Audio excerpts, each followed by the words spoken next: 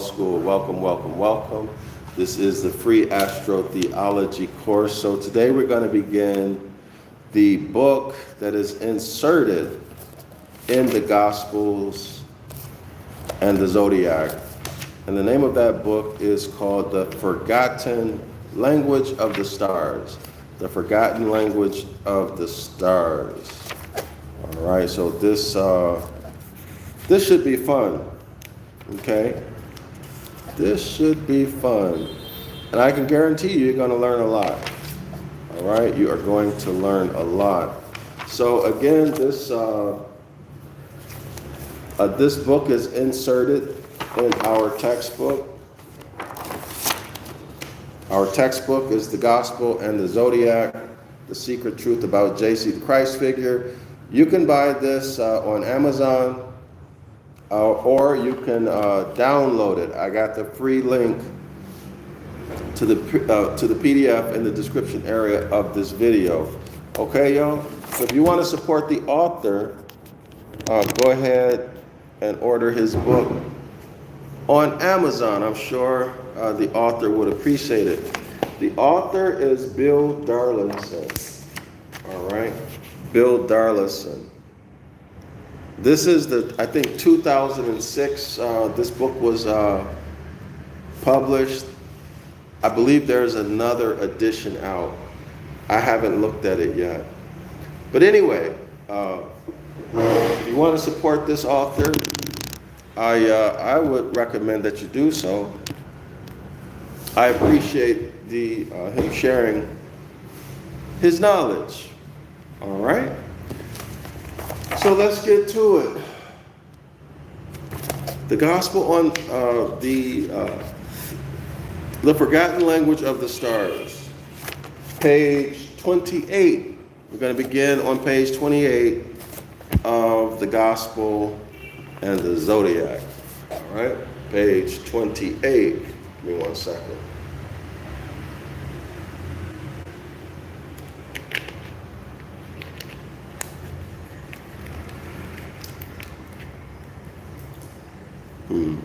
All right. I'm not one who appreciates literature.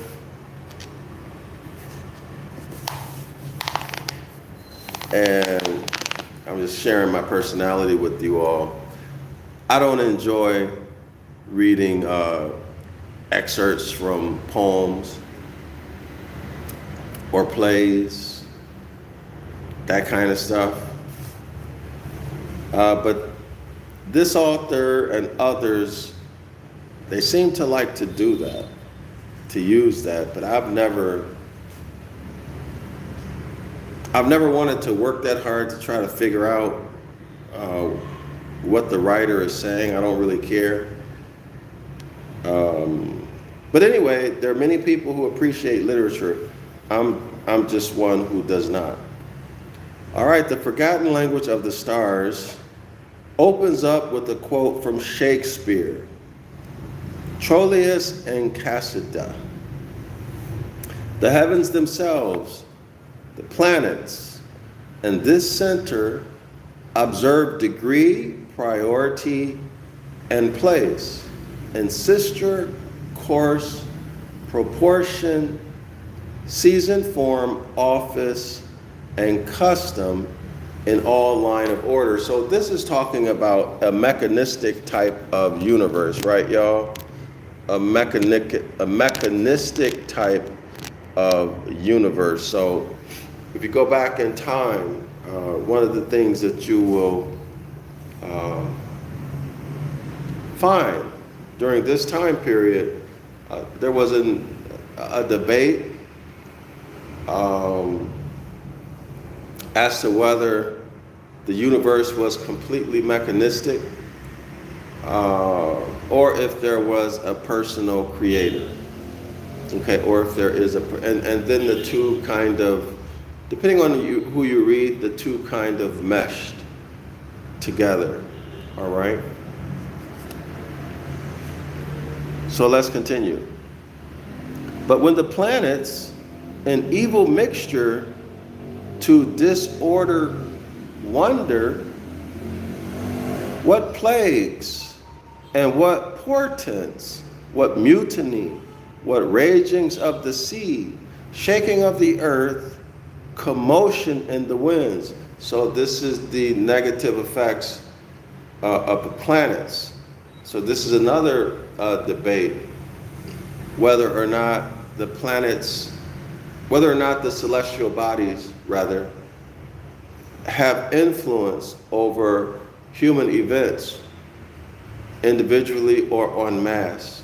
And that's one of the distinguishing elements between modern day astronomy and old time astrology, cosmology. At one time they were the same, okay? But the modern astronomers say that the planets have no impact on human affairs. Okay, so that's a major distinguishing factor. And of course, modern astrology or astronomy denies that old-time astrology is science. Okay, and of course they would do that, right? Of course they would do it because it's ancient and it belongs to the autochthonous people, so they discredit it. Just like they've discredited healthy living in terms of diet, herbology, walking, just physically walking, with your feet on the grass, all of these things that are very healthy. Even one of the most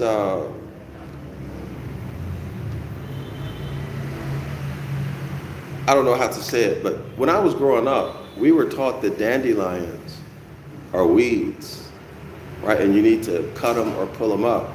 Later in life, I find out that dandelions are one of the absolute most healthy plants you can consume. They remove mucus and they remove it quickly. Dandelions. But that's part of the unum sanctum, right? And part of the doctrine of discovery. Replace nature and nature's law, which is the Most High's commandments, replace that with a belief system, be it in medicine, philosophy, or religion, or any other system. Replace it with a belief system and a code of ethics and morality. I hope everyone understands what I'm saying.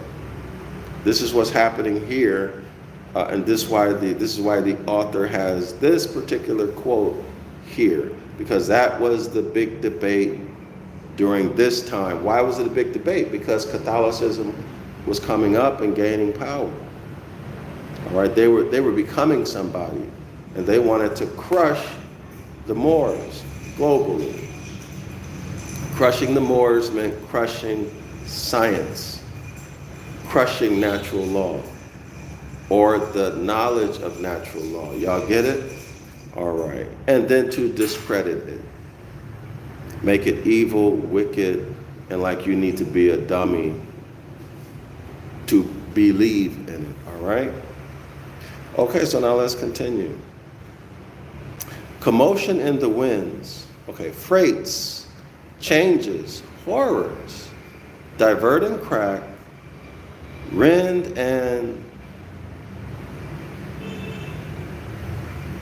deracinate. I don't know that word. Let me see what time it is. If I have time, somebody look that up, because if I look it up, I'm gonna lose my. It's gonna detach me from the Wi-Fi. I mean, from the YouTube live. Okay. Somebody look that up. Please put it in the comment section. Deracinate.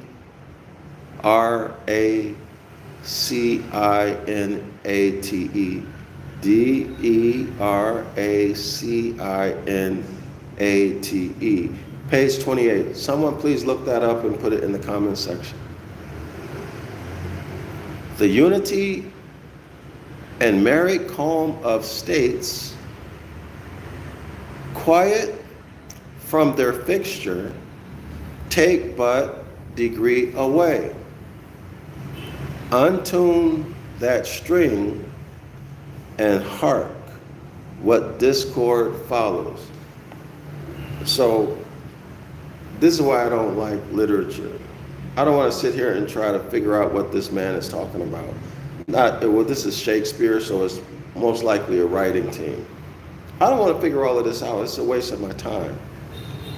Even if I figure it out, I still don't know that that's what he's talking about, right? Only person who knows what he's talking about firmly, 100%, is him. The rest of us have to guess because of this. But this is why I don't like it. All right. Let me just leave it at that. What it appears to me that he is saying is that planetary alignments can bring horror onto the earth or onto the man or woman, depending on your birth chart. Okay, depending on your birth chart. All right? But anyway, y'all get the point. Let me move past this. That comes from Shakespeare, Troilus, and Cressida, Act 1, Scene 3. In Charles Dickens' final, uncompleted work, The Mystery of Edwin Drood, the lawyer, Mr. Grugius, gazes meditatively at the stars as if he would have read in them something that was hidden from him. Many of us would do the same, continues Dickens, but none of us so much as know our letters in the stars yet. It appears that he's talking about natal, the natal chart, your birth chart. Or seems likely to, in this state of existence, and few languages can be read until their alphabets are mastered. All right, so this is touching on whether or not the celestial bodies and their configuration and their alignment, especially on the day that you came into this earth plane, has an effect on your psychology, on your life. But it's an effect that you're not doomed to it. That's just the way the tide will go. And if you want to get out of that, you have to do it through exertion of will and effort. Okay, will, effort, awareness. All right. So nobody's doomed to anything. But anyway, this is what he's talking about. The mechanistic universe, and its cosmic energies that exert influence over the earth and all living things, or if there is a quote unquote a God, or like people say, Sky Daddy, who's looking at you, watching your every move, punishing you and rewarding you. Okay?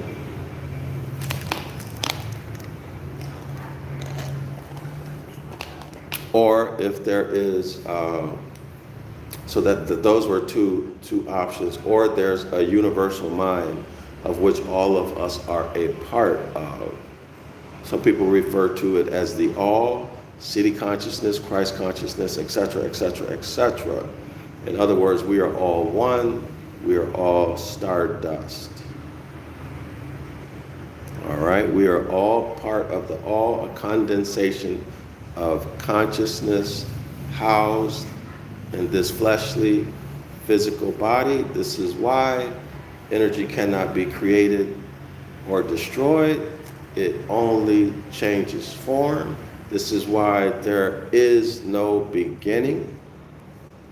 That is a dogma. It is unscientific. You can never get something from nothing. That's just your brain has been indoctrinated to believe that everything has a beginning. Why? Because you've been indoctrinated intentionally to believe in evolution. Because your oppressor, the hybrids, got here last on the planet.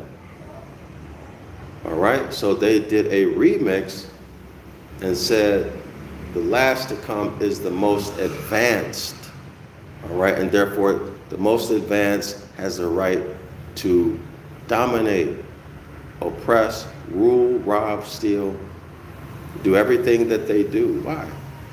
Unum sanctum. Everything goes back to unum sanctum, doctrine of discovery, etc., etc., manifest destiny, etc., etc., etc.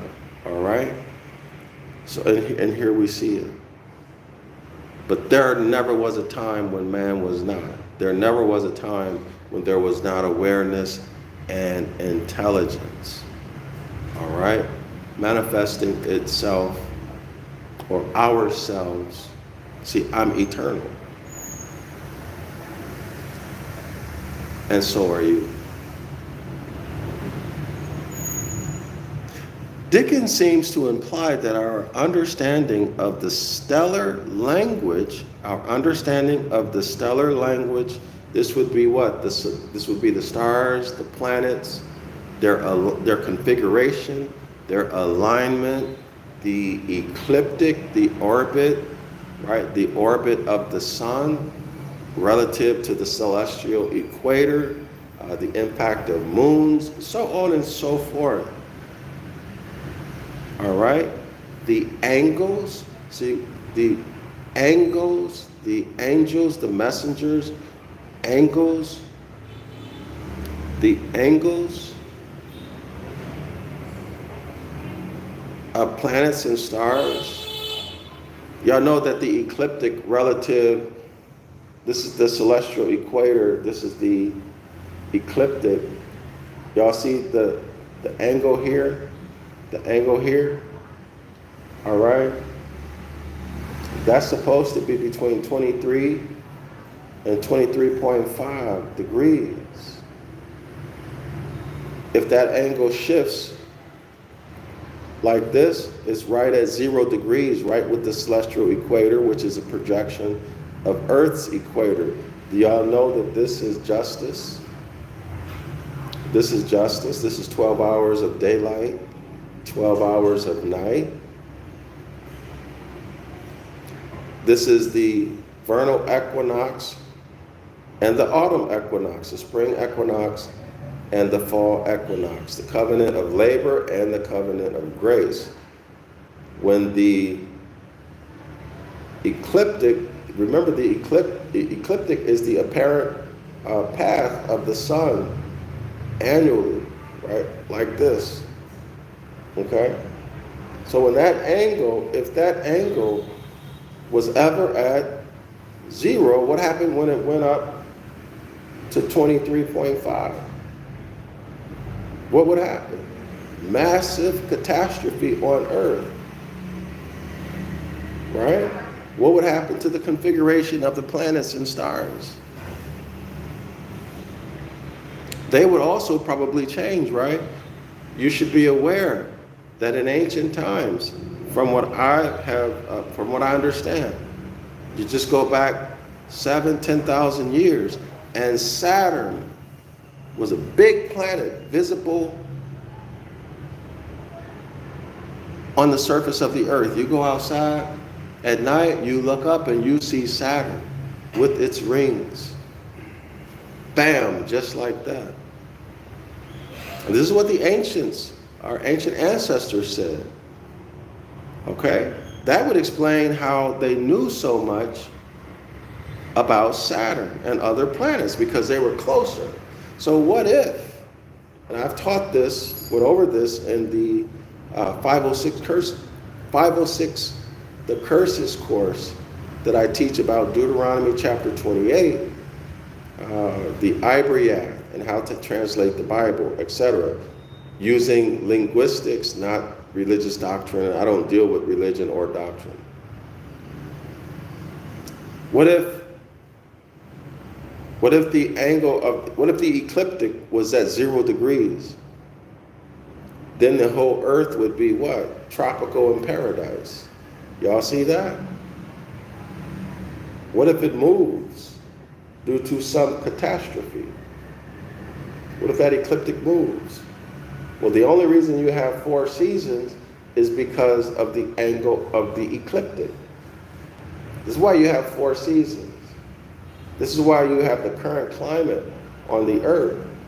Scientists will tell you, will say if it moves this way, maybe it won't, not maybe, but it will not support life.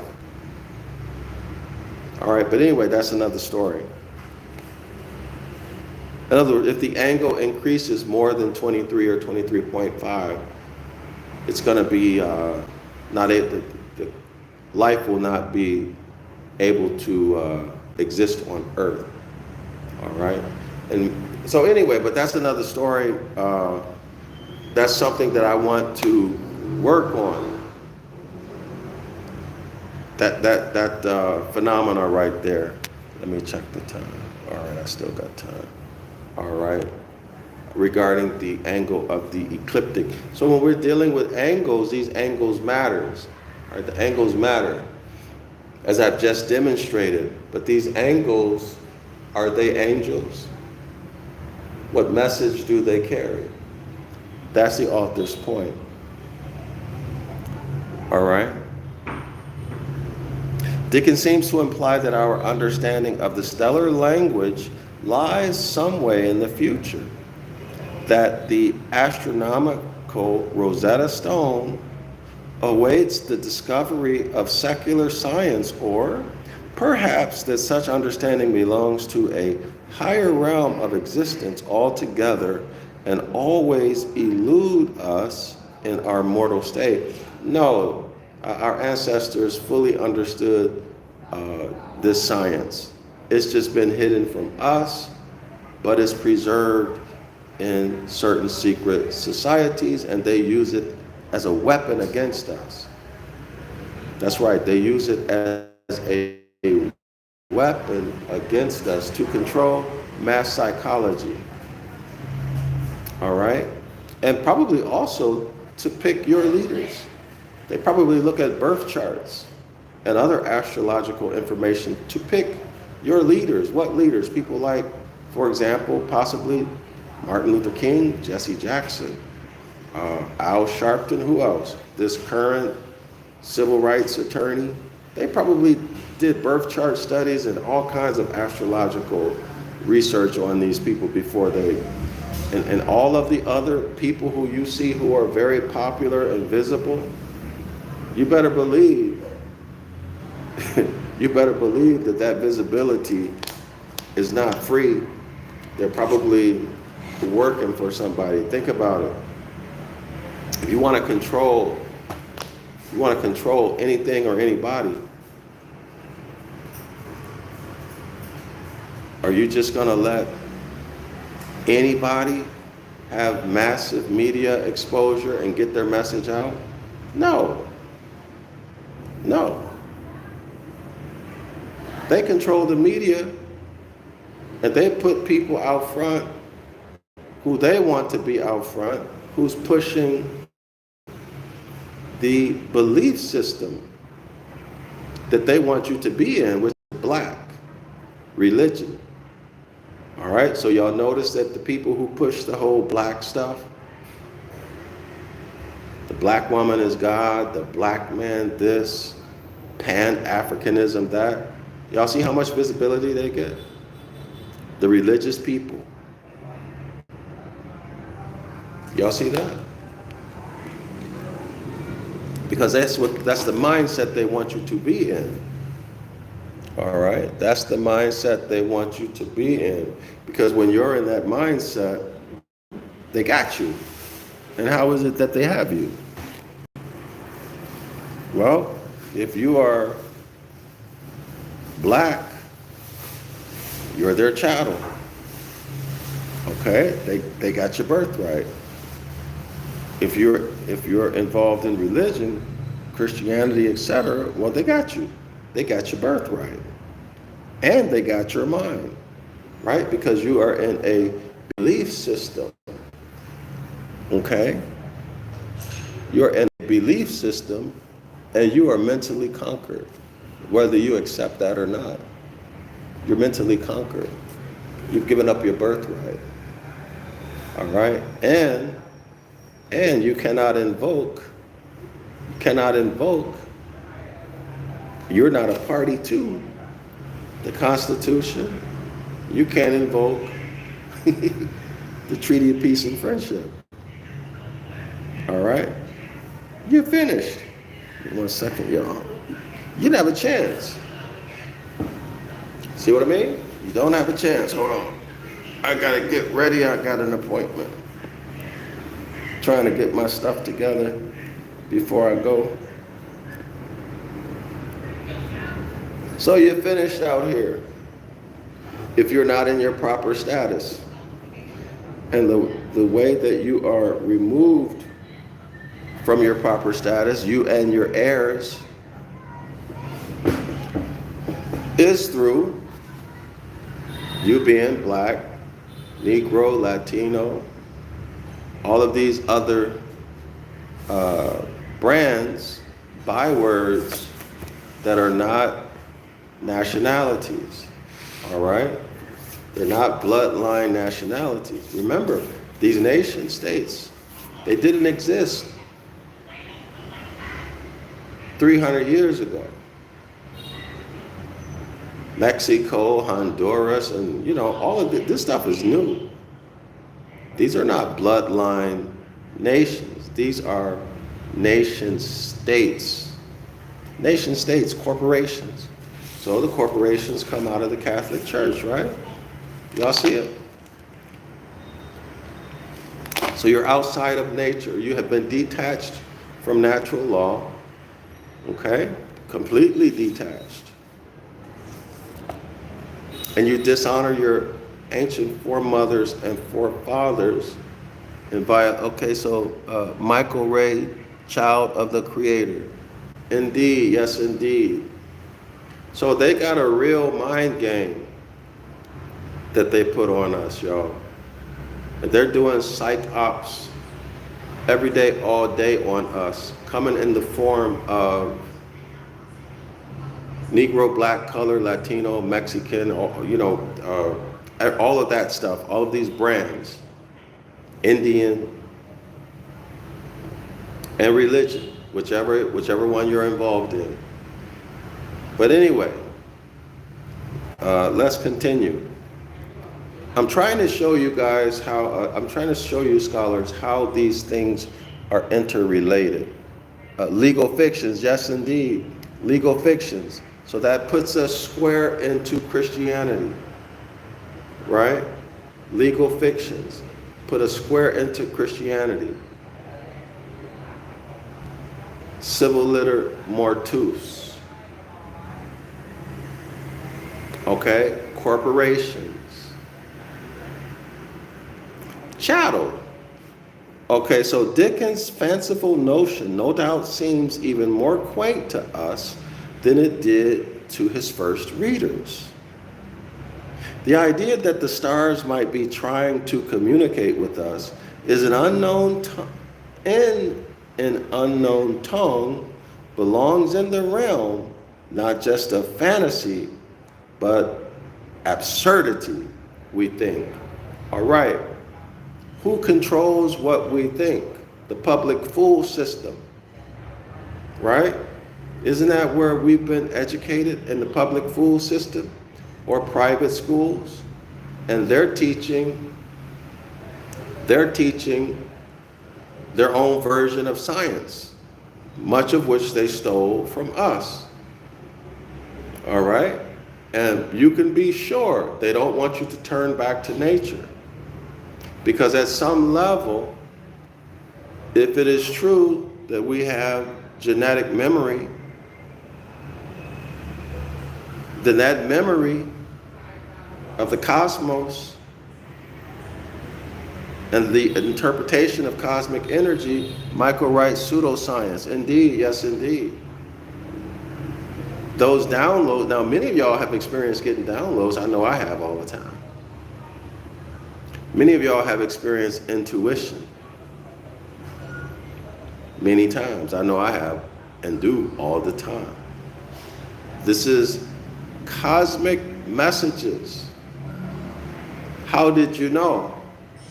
And you don't even know, like my mother used to say, you don't even, what I did. Let me get my mother used to say, he don't even much know who he is. Michael Ray says, Kabbalah, yeah. He don't even much know who he is. How you gonna tell me something? My mother was something else. My mother was the kind of person, she can cuss you out and have you crying and laughing at the same time. My mother and my Aunt Roberta, that's a special skill where somebody can tell you off, tell you off in a bad way, but have you laughing and crying. Oh boy, oh boy. Some funny stuff. Yeah. Okay, so this notion that it sounds like a fantasy is only because we've been conditioned to think that it's pseudoscience and that it's foolish and impossible, right? Our orientation is completely off. We've been indoctrinated to think that everything has a beginning, when the fact is it's completely illogical. Everything has always been. It's always been. Awareness has always been. Intelligence has always been in whatever form it expresses itself. Y'all hear me? You can never get something from nothing. You can only get something from something. And if you have something, you can make many things. Y'all hear me? So it only seems fanciful because of the indoctrination, the miseducation, okay, the disrespect of nature and our sciences, the natural law. Michael writes, the law of conservation of energy. Yes, indeed. Yes, indeed. This is the type of stuff we need to be studying and let this foolishness with religion go. Excellent comments, Michael Ray. Thank you for that. All right. We know all about the incomprehensible stellar distances. We know that even those stars which look close together are really billions of miles apart. We know that those tiny points of light, whose flickering seems to invite us into dialogue, are really unimaginably large balls of mute, incandescent gas, which are daily yielding their secrets not to linguists, but to astronomers and physicists. Sean O'Casey's question, quote, "What is the stars?" end quote, can only receive a prosaic answer from us. Mr. Grad Grind's fact-obsessed children who live amid glaring streetlights under polluted skies with 1,000 distractions to keep our eyes firmly pointed downward and culturally fostered suspicion of anything which cannot be weighed, measured, probed, or dissected. Basically, he's saying you've been miseducated and conditioned through hardship, through suffering, dealing with everyday life in a state of oppression, in the state of being stateless people. Okay, I gotta get ready to bounce. Okay, so your life is hard. You don't have time to look up at the cosmos. You don't have time to ponder what it means, or even, let's take it closer to home than that, you don't have time to connect because you're so busy. Y'all see? They keep you busy trying to earn a living. So you don't have time to think about these things. Y'all heard? You got time. Okay? So I gotta switch my data source. Give me 1 second. All right. So yeah. Now I hope y'all have a different perspective on why they oppress, use finances as a weapon, use social problems as a weapon. All of these are, they already paid. I already paid. I already paid. I paid. I'm gonna go. Okay? All right. They don't speak English. But anyway, this is why they keep such pressure on people to ground yourself, take your shoes off in the dirt, right? Go out to a fruit, eat it. Go out in the forest and pick some flowers or some herbs. Go home, make some tea. They don't want y'all to have time to do that, because if you experience it and you get the benefit of it, well, that's going to open your eyes, right? And maybe you want to do it again and again and again. Y'all see? So they need to keep y'all busy, oppressed, and calling on JC the Christ figure. So you'll never discover that you don't need JC the Christ figure. All you need is some time to yourself out in nature and silence. Y'all hear? Anyway, I gotta bounce, y'all. I have an appointment, and let's have some fun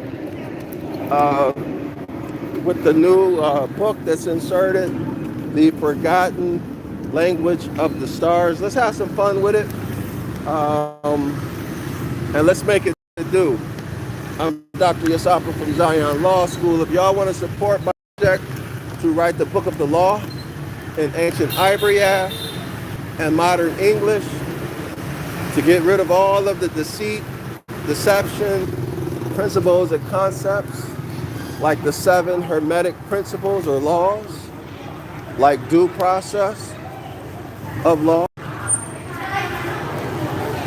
like concepts that have been used as weapons against us, well, which would include denial of due process of law, diversity of diversity of citizenship, Escheating, bills of attainder, all of these things. I wrote a short list of them in the description area of this video, so y'all go check it out. These are the natural law points that I'm going to put back in there. And everything else that's been hidden but remains in the Ibaryath, I'm going to put it back in there in easy to read modern English, along with the Ancient Ibaryath, with the etymology, parts of speech, all of the good stuff, so y'all can translate on your own and understand what's really happening, not be taken anymore. Islam to all the Moors. Good morning, Sinchao. All right. Hey, what's up? We're working together? I'll help you for today. Okay, cool. I don't have a key. I don't have a key. I'm gonna post stuff over here, okay? All right, y'all. So I got some time. The door is not open. Oh, man. Yeah. But here's the thing, y'all. When you begin to realize that you are a self-contained unit, all right? Everything you need has been provided for you.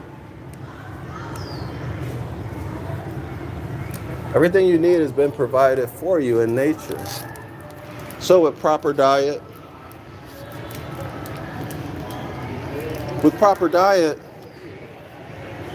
everything will always be okay with you. You live a long and healthy life. A long and healthy life with proper diet. Period. Okay? Y'all know what makes people sick? Judging other people. Judging other people.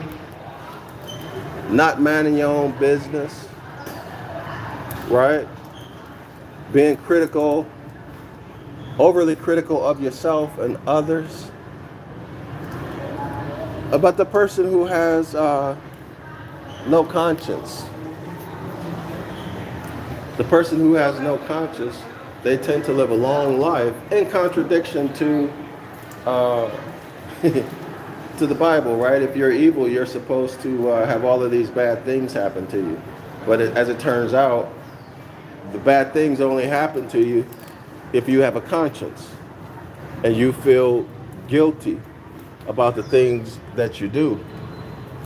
Why? Because it's all biochemistry. It's all biochemistry. When you feel guilty, when you feel bad, regret, your body produces the hormones that will kill you. All right?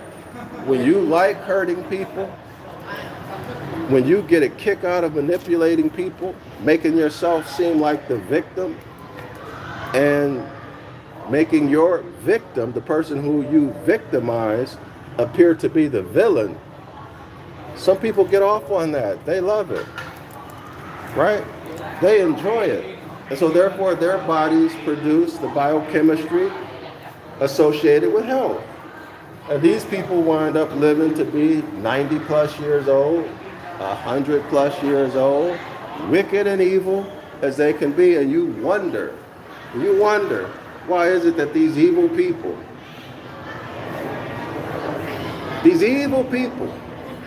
live so long? All right? But your religion, and y'all know it, be honest, y'all know it, your religion says that they're supposed to die a short life. Their life is supposed to be hard. The wicked this and the wicked that in Proverbs, no, that only applies if the person has a conscience. All right, but if they're crafty enough to avoid being found out so that nobody comes after them physically to attack them, well, they're going to last long. All right? Or if they have enough people to protect them, they'll last long. Period. Right? They will last long. Okay? But if they can do it behind people's backs and not be found out, they'll live a long life. Ain't nobody coming after them. Or like I said, if they have protection, like let's say a political leader or somebody who's very rich. All right? Hello, Sin Chow, what's up? You on live stream? Yeah.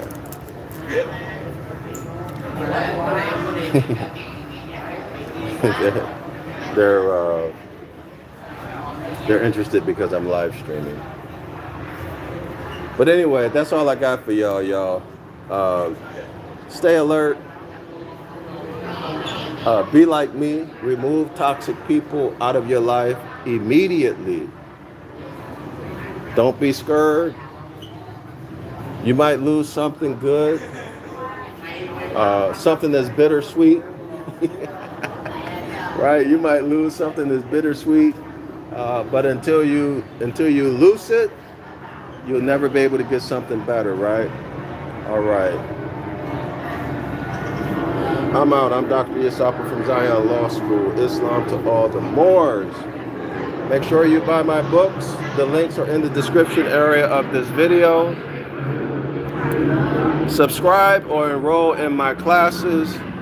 If you appreciate the work that I'm doing, if you want to help me with my ministry to educate our people, to help them escape, abandon, or do whatever it takes to get out of religion and return to the Most High, y'all support my work, all right? Shalom.